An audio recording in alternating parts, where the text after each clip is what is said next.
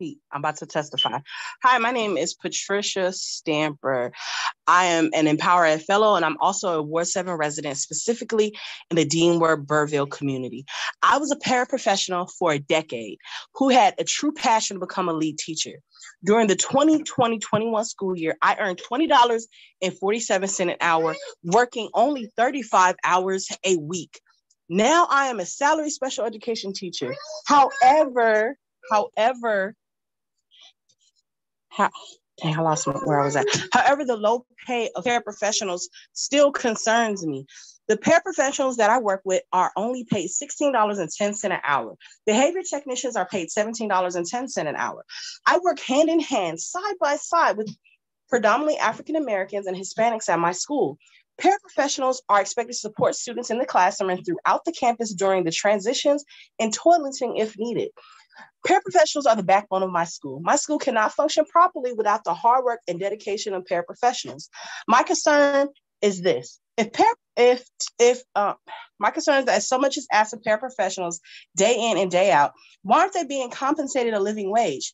If teacher turnover and retention is so important, and yes, it is, then shouldn't that same energy be placed on retaining and equitably compensating paraprofessionals so they can grow and become lead teachers just like me?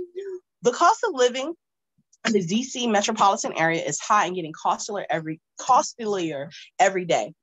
How does one expect a paraprofessional to be able to provide for themselves, let alone a family, on $16.10 per hour? Here's my request to the DC Council Committee of the Whole, is to look into what can be done specifically to improve the retention of paraprofessionals, because these paraprofessionals will eventually one day be your lead teachers. I would also like to request that the DC Council utilize your platform as a governing body that can create legislation and enact laws, and request the DC Council expand the Grow Your Own option for paraprofessionals and high school students to ensure that they can one day become certified teachers. DC Council, I would also like you to request a fund to provide rental assistance for paraprofessionals and teachers to ensure that our educators who our DC children can actually have a place inside the district to live. I heard someone recommend a 30-year payback repayment, Mr. Eric Goulet. I think that's a little stiff, personally. Paraprofessionals make sub-living wages salaries and are often asked to do the same work as a lead classroom teachers, and increasingly asked to step in and cover when educators are absent with substitute shortages. Meanwhile, half of DC charter schools have full-time starting salaries for educators below the DC living wage.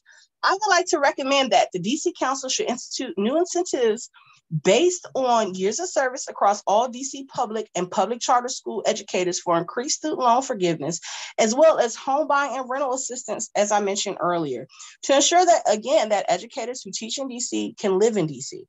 I would also like to request that the DC Council partner with DDOT to create a pass specifically for educators and people that work at schools. My school that I work at cannot accommodate the entire staff to park in the parking lot that is allotted for our school. Therefore, staff are forced to park in the residential neighborhood. I have personally experienced the wrath of parking enforcement. I have personally paid over this calendar year, $400 worth of parking tickets because my school cannot provide parking for the entire staff to park in the parking lot. Also, yesterday at my school, several staff called out. As a result of such a high volume of staff calling out, several classrooms were understaffed. I would like to recommend to the Committee of the Whole to implement legislation to ensure that there are 6 permanent subs at high schools and middle schools, 4 permanent subs at elementary schools to address staff shortages on a day-to-day level. Thank you for listening to my testimony. If you have any questions, feel free to ask me. Thank you, Chairman Mendelson and the Committee of the Whole. Thank you, Ms. Stamper. And I do have your statement. Yes, sir. Is Melody